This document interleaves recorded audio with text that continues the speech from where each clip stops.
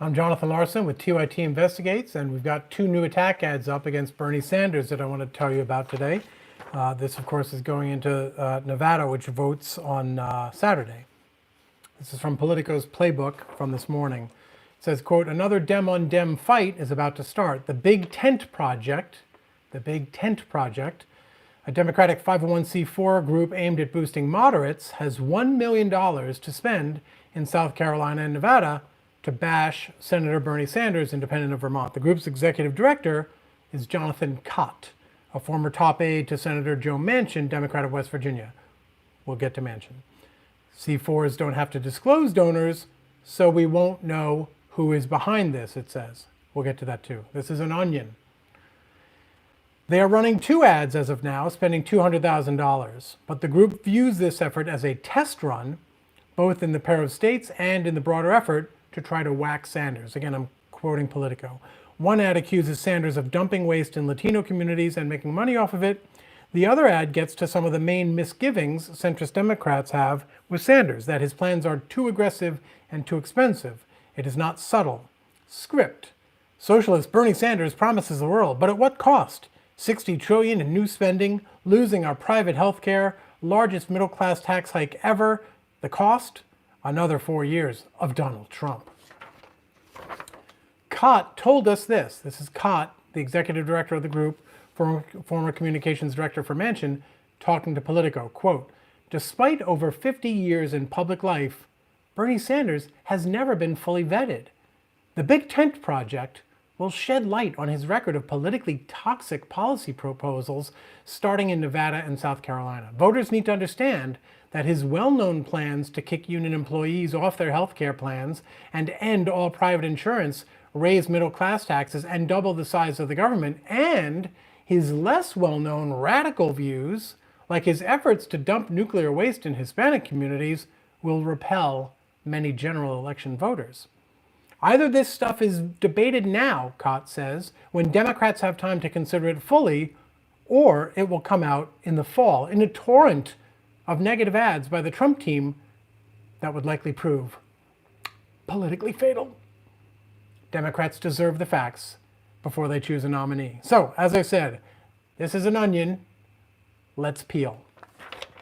First thing I want to talk about, the accusation of dumping waste in Latino communities. A radical view that Sanders opposes, like his efforts to dump nuclear waste in Hispanic communities. So let's look at that. I did not do any big investigative reporting on this. I went to Snopes. So Snopes writes, did Bernie Sanders support dumping nuclear waste in a poor Latino community? And they rate it mostly true.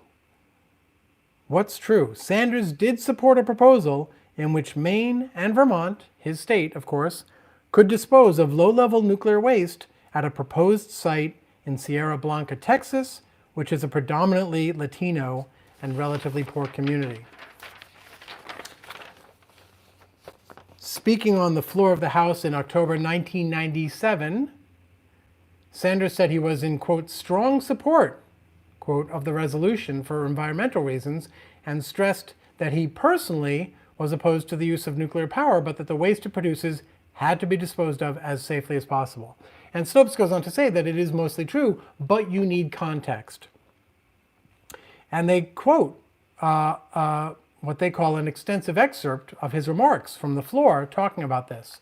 And he says, from the perspective of, he says, let me address this from the perspective of someone who is an opponent of nuclear power, opposes the construction of nuclear power plants, and if he had his way, would shut down the existing nuclear power plants as quickly and as safely as we could. So he doesn't want any nuclear waste. He wants it all done. But since other people are forcing the creation of it, he's saying it's got to be put somewhere.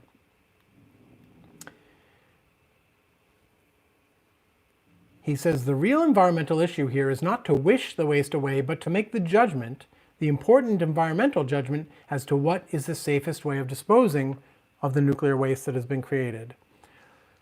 Leaving the radioactive waste at the site where it was produced, despite the fact that that site might be extremely unsafe in terms of long-term isolation of the waste and was never intended to be a long-term depository of low-level waste, is horrendous environmental policy. In the humid climate of Vermont and Maine, it is more likely that groundwater will come in contact with the waste and carry off radioactive elements to the accessible environment. There is widespread scientific evidence to suggest, on the other hand, that locations in Texas, some of which receive less than 12 inches of rainfall a year, a region where the groundwater table is more than 700 feet below the surface, is a far better location for this waste. This is not a political assertion, it is a geological and environmental reality. Now, I want to make clear that I am not saying that it is a good thing that Bernie Sanders voted to locate radioactive nuclear waste in a poor Latino community. That is clearly not a good thing. And to some extent, he recognizes that that is not a good thing, but you're allowed to be cheesed off at Bernie Sanders for that. That's okay. You can say that was a crappy vote. A few things you should know about the vote, however, were, and him sponsoring it was broadly bipartisan, and it was more Republican than it was Democratic. There were certainly Democratic opponents of it, but Bernie Sanders is not, what was the phrase? His less well-known radical views, like his efforts to dump nuclear waste in Hispanic communities. This isn't a guy who is actively putting together a plan of how can we dump waste in Hispanic communities. He clearly was making a reluctant vote. And again, you can still write him off for it. You can say he's a bad person. All of that is a judgment you're free to make. Let's just have all the facts here. Now here's the next layer of the onion, okay? We go back to what Jonathan Cotton has to say. And he says, quote, Bernie Sanders has never been fully vetted. Either this stuff is debated now, when Democrats have time to consider it fully, or it will come out in the fall in a torrent of negative ads by the Trump team. So you would think we have Jonathan Cott and his mysterious $1 million backers to thank for this, for bringing this to light, right? That's the purpose of a primary, so that we can debate this stuff and determine what does it mean? Is it dispositive? What weight do we give this? So in a sense, you could argue this is a good thing that they are bringing this to light. They did not bring this to light. The idea that they have found this thing that he's never been fully vetted for is a lie. The Snopes article I was quoting you from before comes from 2018. Quote, and wait till you hear why they're talking about it at all. In April 2018, this is from Snopes again, the right-leaning Turning Point USA posted a Facebook meme which attacked independent Vermont Senator Bernie Sanders for once supporting a proposal to dump nuclear waste in a poor Latino community in Texas. So this is not new. This is not a thing that hasn't been vetted. This isn't even a thing that hasn't been used against Sanders before. If it comes out in the fall in a general election ad by the Trump team, it's not because Jonathan Cott and his $1 million concern troll backers tried desperately to save the Democratic Party by bringing this to light. It's because Ben Shapiro and Turning Point USA tried this 2 years ago. So the idea that this has not come out before, that's a lie. The idea that he's been fully vetted, if this is what fully vetted looks like, that's clearly a lie. One more layer of the onion. The script says, for the second ad, the script says that the cost of nominating Bernie Sanders as the Democratic presidential candidate would be another 4 years of Donald Trump. Well, let's look at Joe Manchin, for whom Jonathan Cott worked for years. This is from last October. Manchin says he would not back Sanders against Trump in a presidential race. Manchin told Fox News he would absolutely not support Sanders' agenda, calling it, quote, not practical where I come from. So this is the guy Jonathan Cott worked for years, saying that he would not support Bernie Sanders. and now he's saying that the cost of backing Bernie Sanders is another 4 years. Well, that's because your boss, your own boss, wouldn't back Bernie Sanders. When Fox's Neil Cavuto asked who Manchin would vote for, Manchin responded, well, it wouldn't be Bernie. Cavuto then pressed him, would it be Trump? Manchin declined to offer a specific response, stating, quote, let's just say I'm going to make decisions based on what's best for my country and my state. Here's a little bit more about Democrat Joe Manchin, whose communications director is now trying to tell us that Bernie Sanders will get Trump elected. And that would clearly be a horrible thing, right? Any communications director for a Democratic senator would tell you that electing a Republican president would be a terrible thing. Joe Manchin endorsed Democratic presidential nominee Hillary Clinton in 2016, but later said he regretted doing so. Joe Manchin was also on the fence in the 2012 presidential election between President Obama and GOP nominee Mitt Romney. This is all coming from The Hill. Oh, and one more quote from The Hill, which doesn't really have any bearing on this, but I think you might enjoy it. Manchin's response to Sanders comes after Sanders said in an interview with CNBC that he was confident that Manchin, along with Senator Jon Tester of Montana, would support his agenda if he were elected president. Sanders was asked directly whether he thought they would support his agenda, and Sanders' quote was, "Damn right they will." One more layer to the onion. Oh, sorry, forgot one more thing. Democrat Joe Manchin, quoted in a conference call in 2017, this is according to Politico, Manchin says, quote, "What Barack Obama did to our state is criminal." What is he referring to? He's referring to environmental regulations, which of course are now being rolled back by Donald Trump so that it's not criminal anymore to poison Manchin's constituents in West Virginia. Now we go to the last layer of our onion. Jonathan Cott. He is now clearly working for mysterious unknown donors to the tune of who are putting $1 million into his big tent project. That is current as of today, February 19th, 2020. 1 week ago, in Politico, NBC News, Cott is quoted as saying the following: "A lot of mainstream and moderate Democrats are growing increasingly nervous with the prospect of Bernie Sanders as the nominee." He says congressional and down-ballot candidates will have a difficult time running with him on the ticket while they oppose his core policy positions like Medicare for All, his version of a Green New Deal, and free everything government programs. Cott said that while Democrats agree on needing to address climate change and health care, quote, they disagree with Sanders on the solutions. And you'll see after tonight, this is New Hampshire, that nearly 75% of Democrats oppose Bernie's plans. Here's the key thing about those quotes. It's not so much that they're anti-Bernie Sanders, which is fine, that's allowed. NBC identifies Jonathan Cott in this piece, the speaker of all those quotes, as a Democratic strategist and former senior advisor to centrist Senator Joe Manchin, Democrat of West Virginia. That's all true. But again, this was from 1 week ago.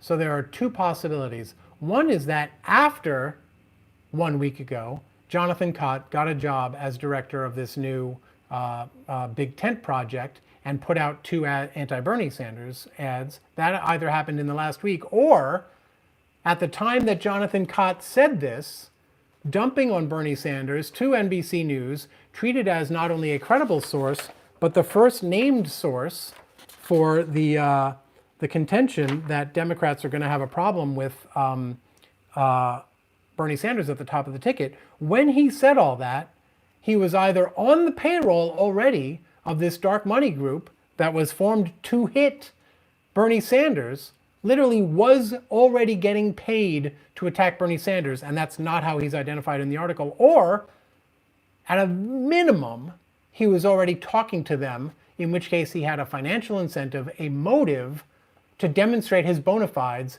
as a Sanders opponent. And in some senses, that's the real problem with money in politics. And in a way, it's not even that if this were not a C43, I always get those confused. Sorry,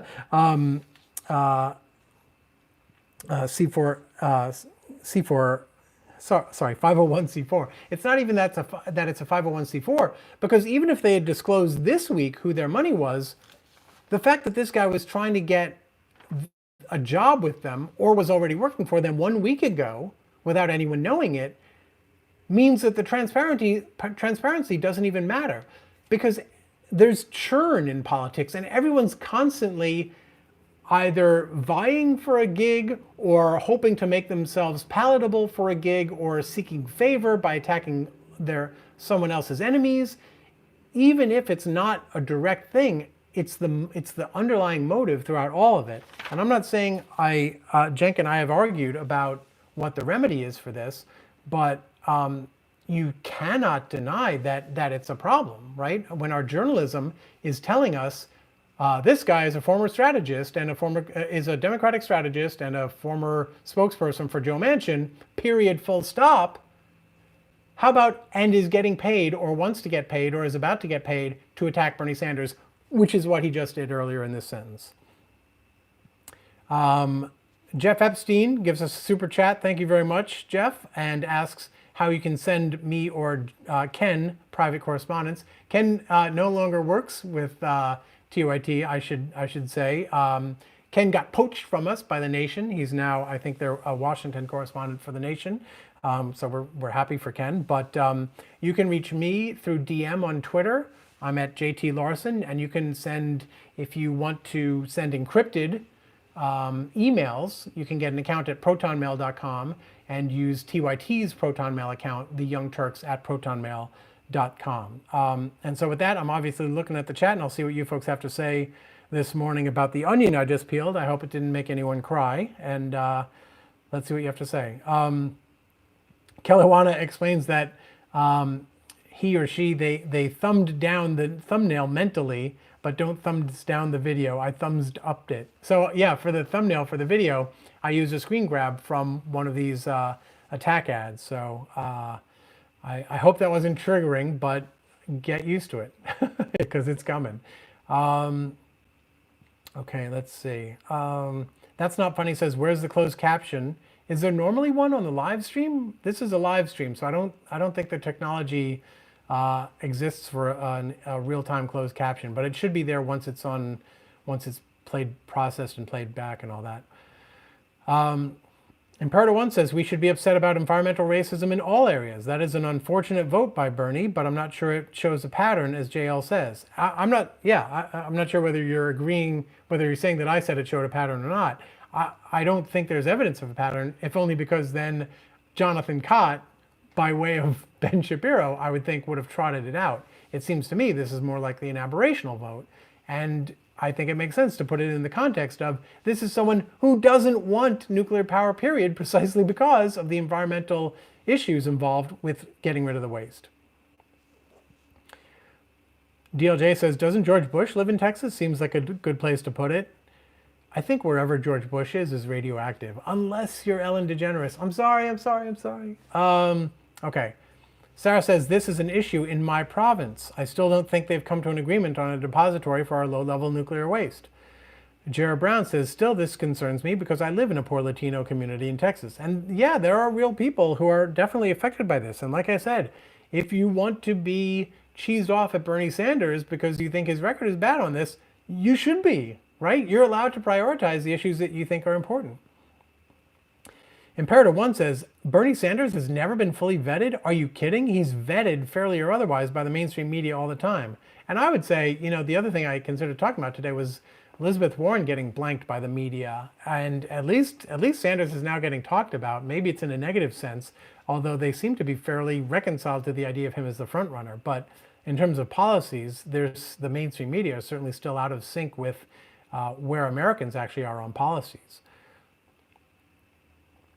Claudius Tapia says waste was generated, it needed to be stored, it wasn't designated to Texas because there are Latinos there, there are Latinos there because they are poor. That's true, and I should have added, it ended up not going there. I'm not sure what eventually happened to it. I'm sure it's totally safe, but it did not go to that community. Claudius Tapia says Bernie policies will lift the poor, then maybe they can move away from airports and waste containment areas. Imperator 1 says also we should be wary of people's motives who release information where they themselves do not care about the victims or the exposee. Patrick Seguin says Manchin is a hypocrite because of his coal mines and we need Paula Jean Swearengin for Congress. Vote him out in the primaries, a coal miner's daughter. Jira Brown says, DLJ, not funny. Not everyone in Texas is George W. Bush. Many of us are decent human beings. There are no blue states and there are no red states, to quote a guy. Let's see what else we have. DLJ says, Jira, good point. Well made. How about Florida then? No one cares about Florida. The problem with Katie Kane says exactly what I was thinking. The groundwater is a little too close in Florida, and we should point out it's getting closer. A lot of Florida ain't going to be around too much longer anyway. No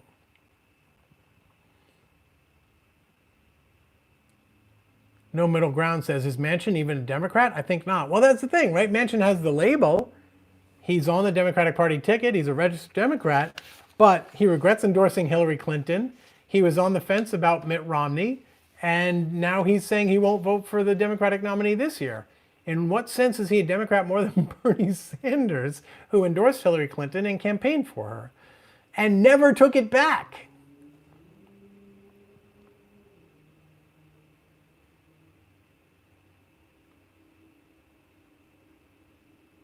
Imperator 1 says it was going to be hundreds of miles from inhabited areas.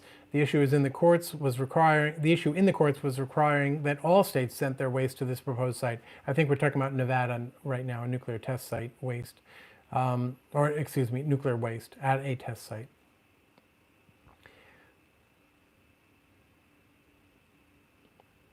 YNP7 says Manchin ain't a centrist. He's hard right. I think that's fair.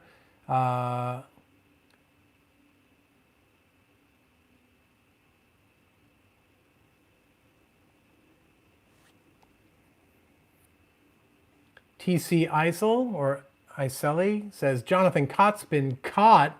I was going to do that. I literally was. He's been caught Oppo researching for the establishment. Maybe Bloomberg will offer him more. Maybe it is Bloomberg, right? We don't even know. It's $1 million behind this thing. They just dumped $200,000 on digital video ads, which do not cost a lot, to run in Nevada and South Carolina. That could be anyone. It could be Bloomberg, could be Trump, who knows? DLJ suggests putting all the nuclear waste in the Vatican. No Middle Ground says the actual depth of our nuclear waste problem is so much bigger of an issue than you know. Hanford, Washington, the Bikini Atoll test wastes that's leaking. Kelly Wana says the mindset is objectionable because it's real people that use that mindset in a non-ironic way, and people are in concentration camps. I think we're talking now about this idea that, lump everyone together, whether it's punishing kids for their parents coming over without proper documentation or legal documentation, whether it's sending nuclear waste to Texas because that's where Bush lives. And I agree. I've been thinking about this a lot lately, that our instincts reward us and encourage us to be certain about things, and they also reward us and encourage us to see patterns even when we're not very good at seeing patterns. And we end up lumping people together, right? You get racism, you get sexism, precisely because we think we can infer things from data set X, Y, or Z about a person we might encounter.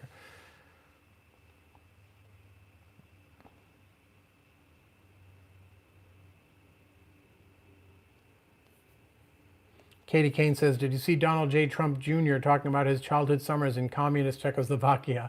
No, I missed that. I will say I actually went for a week to the Soviet Union once. It was an amazing experience. So I certainly don't fault anyone for going.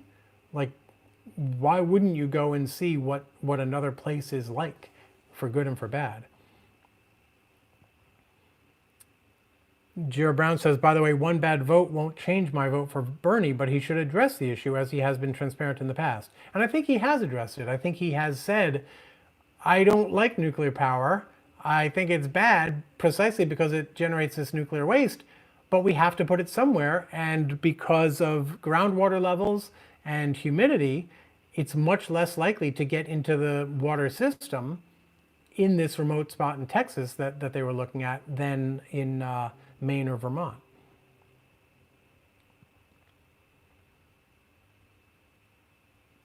Widespread Known says, is TYT going to replace Ken Klippenstein with another investigative reporter soon? Well, we're working on, at the moment, I am working on our climate investigative reporter, which is a distinct thing that's being hired by the network to do investigative reporting across platforms, including TYT Investigates. So that's where I am right now, but we're also talking to people about maybe doing freelance work. That way we get a broader range of people, maybe more stories. So we're looking at a bunch of different models for all of that. Imperator One says Bernie is Jewish and has said that it is important to him fairly recently, actually. And I actually mentioned yesterday the fact that Mike Bloomberg and Bernie Sanders are the two frontrunners of the Democratic Party right now, with 50% of the vote when you combine them, and they're both Jewish guys. That's an amazing thing that hasn't really gone remarked on too much in this race, but it's kind of an amazing thing. Okay, so that was pretty much all I had to say. No big shocking revelations, but I just I saw the ad and I looked into it a little bit. I didn't do anything much more sophisticated than check out Google. I did go to fec.gov. That was the extent of my big investigative reporting today, just to see what was there in terms of the big tent project. Didn't come up with anything. I think that's because they're a 501c4 and don't have to file that kind of thing. But I could be wrong. Maybe the paperwork's just not in yet. Politico seems to be the only one that has it. But I thought it was an illuminating look at the way these things work, not just big money secret, but also the claims behind it, right? The lack of context behind the Sanders vote, the total BS behind the claim that he's never been fully vetted.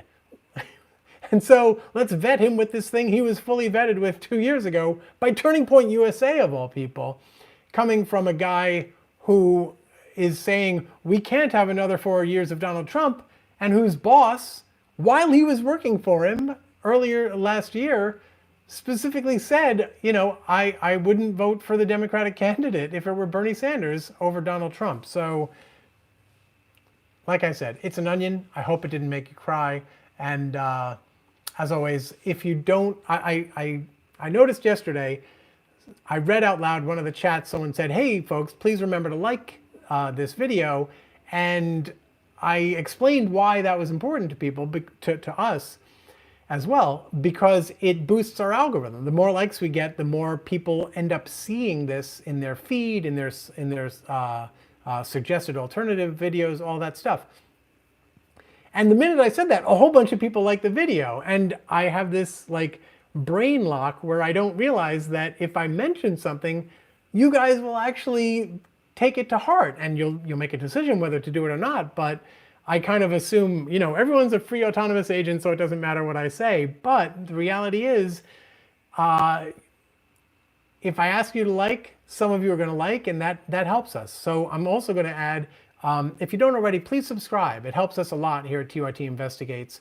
Most of our work, most of our time is spent on doing investigative work. I don't know if you can see, I've got piles of paper all over the living room. There's some on the coffee table back there for the story I'm currently working on. That's going to be most of my day. I take an hour or so out of my day to try to build a video channel, but because most of our work is spent going through documents, talking to sources, it's much tougher for us to build our brand, to get our content out there, and to build a subscriber base. So whatever you can do to help us do that, helps us do that. I hope you kept track of which two that's I'm talking about. Either way, thank you for your support. Thank you for the super chat. I think it was Jeffrey. Please take care of each other. Please take care of yourselves. And let me know what you think about the debate. We'll probably talk about it tomorrow here on TYT Investigates. Bye.